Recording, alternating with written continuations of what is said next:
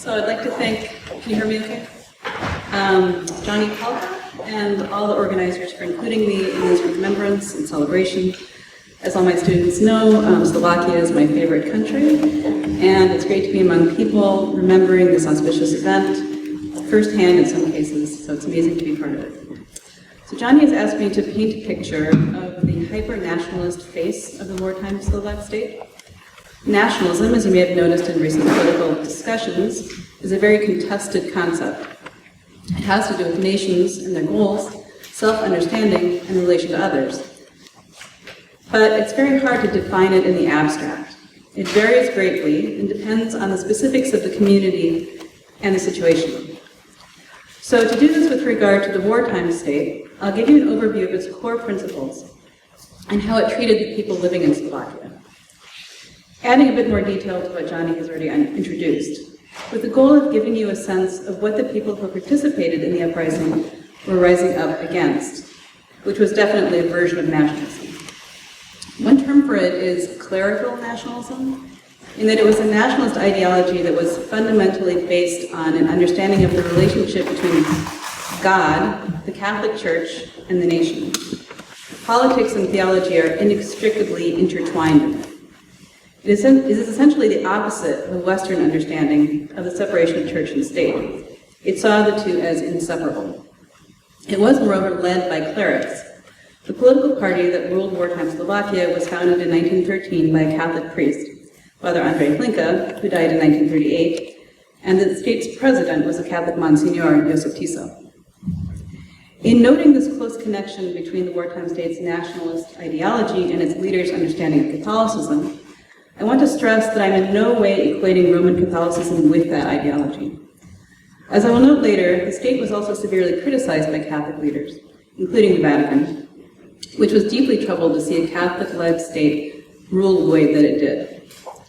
As will also become clear shortly, the ideology, and as Johnny also clearly articulated, the ideology was fundamentally anti-democratic. And so the broader community of Catholic faithful was not given power as citizens to shape policy. With that said, I'll begin with historical context, reaching back slightly before Czechoslovakia was dismantled in 1939, which is important because it helps us address the controversy, which can be heated, over the extent to which the Slovak state's role in crimes against humanity and genocide was forced on it by Nazi Germany, or was also the responsibility of the Slovak government, in that it had options and made choices, some of which were in line with its own nationalist principles. So I'll start just before the war, right after the West betrayed Czechoslovakia via the 1938 Munich Agreement, handing Hitler part of the state's territory instead of defending it as it had promised to do. The remaining Czechoslovak state survived for a few months, from October 1938 to March 1939, and was known as the Second Republic. In this state, Slovakia gained new and significant power over its own affairs. Prior to this, the government had been largely centralized and run from Prague. This newly autonomous Slovak state, or Slovak part of the state, was run by Monsignor Tiso. Tiso had previously been the chief ideologist of Hlinka's Slovak People's Party, or HSPP, which had struggled since Czechoslovakia's founding for Slovak self-government within the state, which it considered a broken promise by that state's founders. Before Munich, the HSPP had competed with a variety of parties, representing all parts of the political spectrum, but the post-Munich situation gave this party a dominant position in Slovak politics. To entrench this new status, one of the HSPP's first acts was to rid the Slovak political arena of competing parties. From here on, I will just call it, as was its goal, the party. It dismissed existing town and district councils and mayors and replaced them with government commissars, disbanded cultural, youth, and athletic associations and gave their property to the party's paramilitary unit, the Hlinka Guard, and curtailed press freedom, censoring all non-party publications. The new Slovak government singled out Czechs and Jews for particularly severe treatment. A December 1938 decree transferred roughly 9,000 Czech employees out of Slovakia. Hlinka Guards physically deported some Czechs, dumping them over the border with Moravia. On a number of occasions, Jews were likewise forced over the border with Hungary. Usually, the Hungarians responded by pushing them back into Slovakia, where their property had already been confiscated. A party representative who would eventually become its new chief ideologist, Ferdinand Jachansky, informed Nazi leaders in Berlin that, quote, the Jewish question will be settled the same way as in Germany, end quote. The Slovak propaganda office launched a wave of anti-Semitic pronouncements, and Jews were harassed in their businesses and on the street. Clearly then, the party's full takeover of political power, the way it curtailed the freedoms of speech and association, and its inhumane treatment of Jews, and to a lesser degree, Czechs, shows that the regime was fundamentally anti-Semitic and anti-democratic even before March 14, 1939, when Slovakia gained independence and became a satellite state of Nazi Germany. As Johnny noted, the Czech lands became the protectorate of Bohemia and Moravia. This new, at least nominal state independence allowed the party to undertake full-blown state building according to its nationalist ideology. One cornerstone was the relationship between the Catholic Church and the state. According to Prime Minister Tiso, because nations are God's creations, they have an inherent right to freedom, which can only be fully realized in a state of their own. The preamble of the Constitution of the Slovak Republic, passed in July 1939, thus begins, quote, the Slovak nation, under the protection of Almighty God, survived throughout the ages on the territory destined for its national development, and there, with the help of God, who is the source of all power and law, established its independent Slovak state, end quote. Notably absent is the democratic notion of popular sovereignty. Having established the state on this religious ideal, its leaders demanded spiritual allegiance from the citizenry, according to Roman Catholicism. They required soldiers, many officials, teachers, and students to participate in religious services and organize religious exercises in both parliament and the professions. The goal was to produce, quote, a new Slovak man and a new Slovakia based on utopian Catholic ideals, which the state's leaders called Christian totalitarianism. The regime was also pointedly rejecting of diversity, including within the nation. President Tiso explained, the nation is, quote, a community of people who are of a single origin, single physical type, single character, single language, single set of customs, and single culture of equal goals, and they constitute an organic whole on a coherent territory, end quote. Based on this view, the leaders rejected liberal democracy, arguing that it divides people and sets them against each other. They pointed for proof to interwar Europe, noting that all around them, quote, liberal democratic states had begun to shrivel like trees that are inwardly corroded by worms, end quote. Communism had also failed. Thus, the leaders argued that Europe needed new nationalist movements that restored nations as united communities, as God intended. Because people couldn't be expected to choose and hold a single unified path on their own, the party set itself up as the unifier and supreme guardian of the nation's interests. It adopted the fascist leader principle, giving that leader, quote, the supreme right to speak for and make decisions on behalf of the party, and thereby also on behalf of the nation, end quote. Germans and Hungarians were also allowed to each have one ethnically based party. This, of course, left no room for multiple viewpoints within an ethnic group. Authoritarian-led unity was expected from them as well. The state's leaders then held that the nation's rights were more important than those of the individual. As Tiso explained, quote, the whole survives and lives from the sacrifice of the individual. Without this, the whole would not survive. But without the health and normal functioning of the whole, the individual could not assert himself, end quote.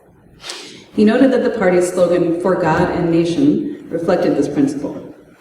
Even the, quote, rights and freedoms of every individual to work and lead a dignified life, according to him, could not be upheld if the freedom of the individual would endanger the whole, end quote.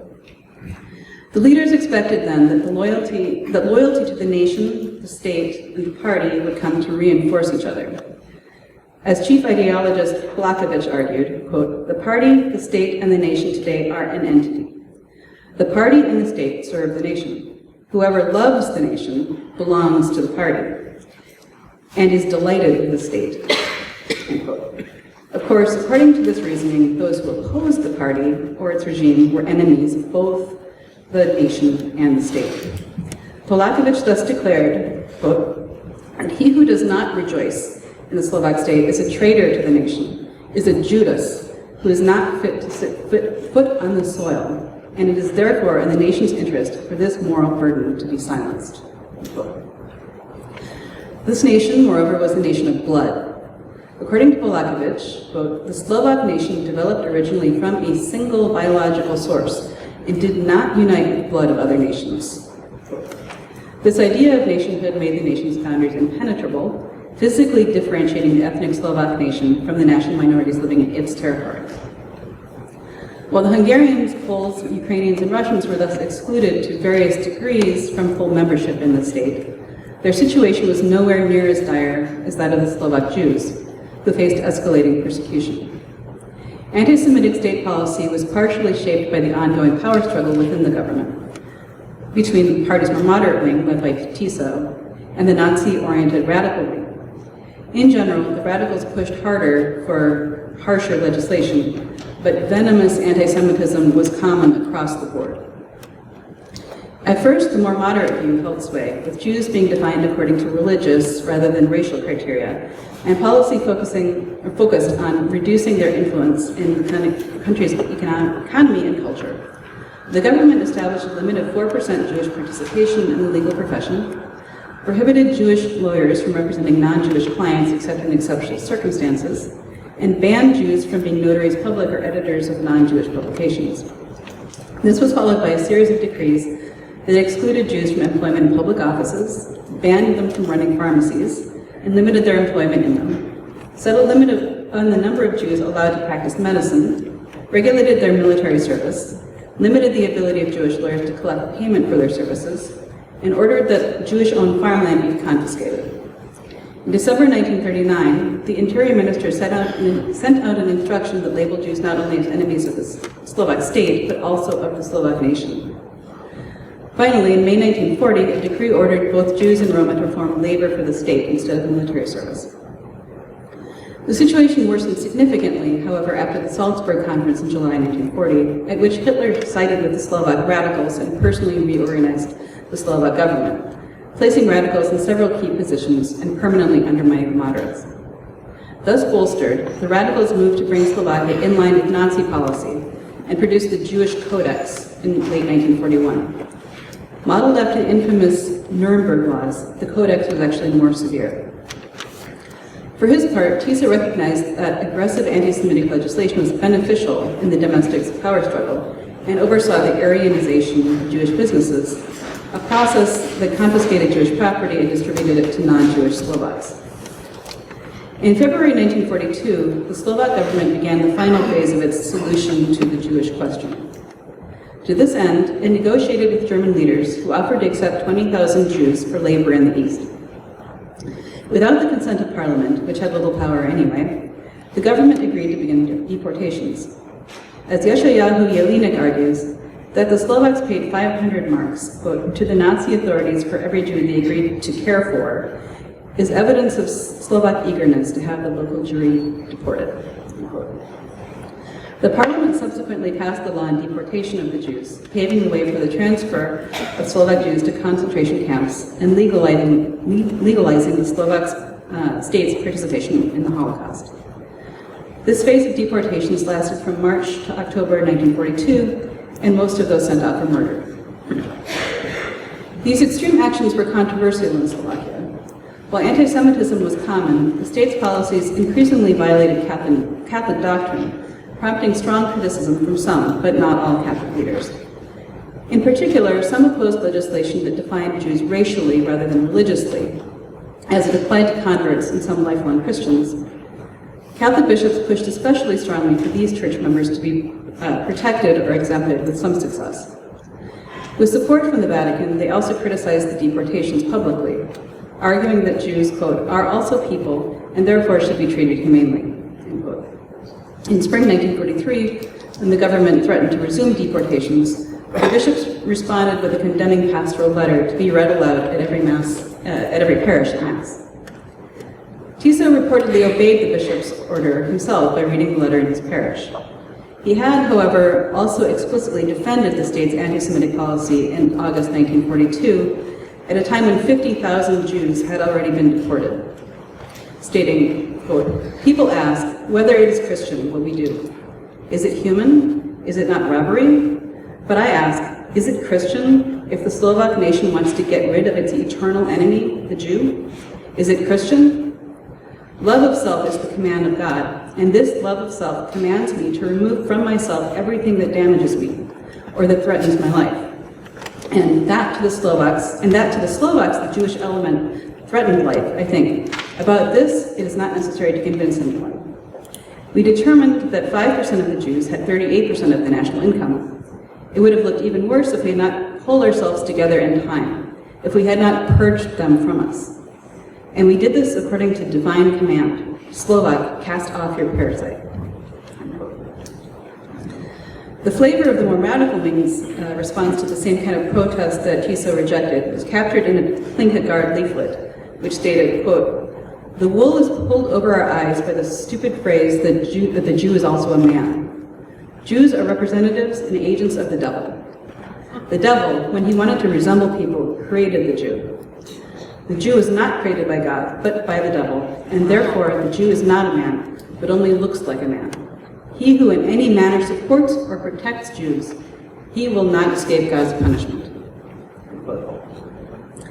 Some of Tiso's defenders after the war, and indeed still today, have argued that he saved a number of Jews from deportation and did not understand what was happening to those deported in any case.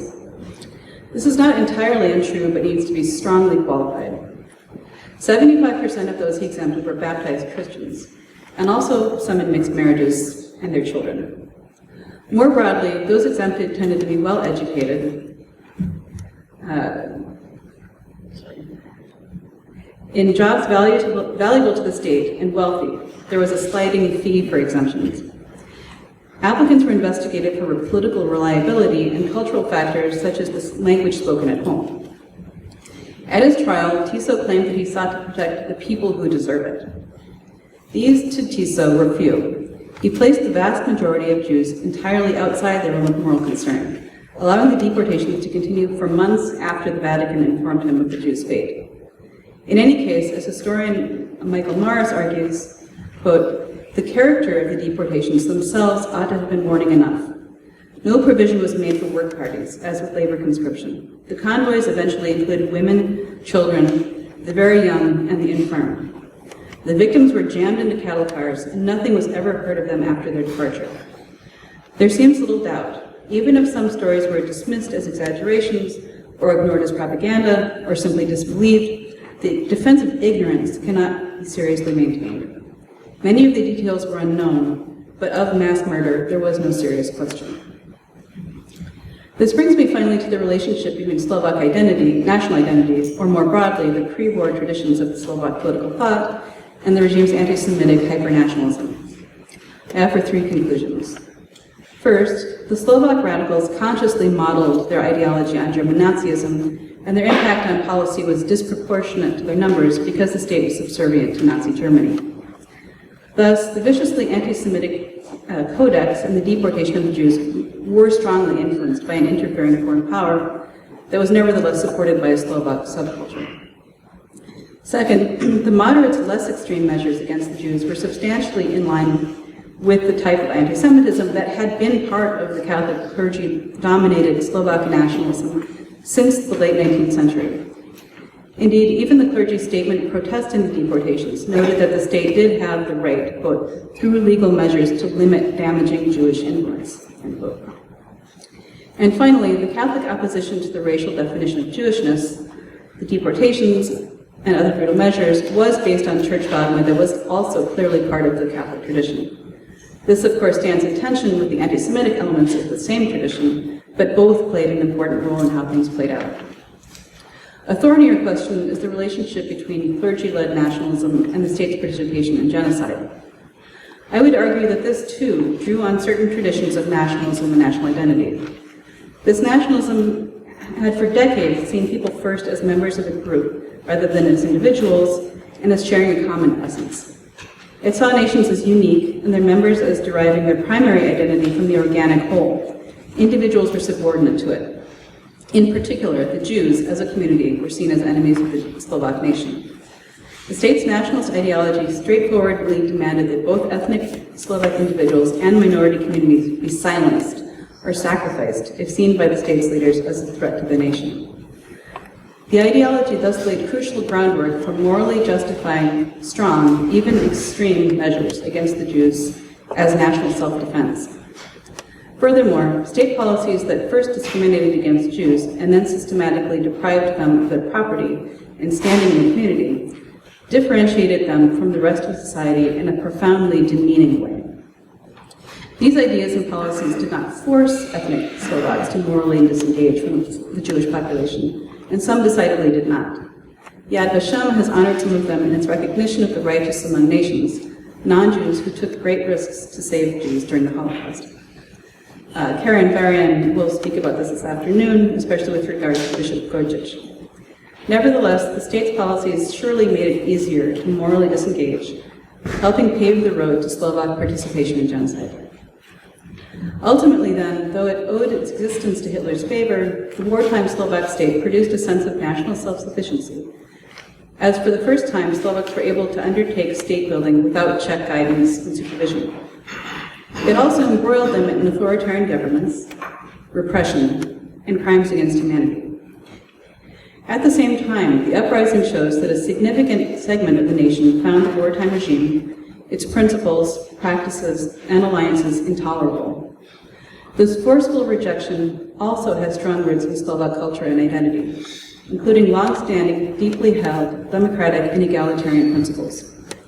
It puts the lie to the state's claim to represent a homogeneous, intolerant nation, and clearly showed the state's enemies to be heroic rather than traitorous in rising up against its rule, and richly deserving of remembrance and celebration.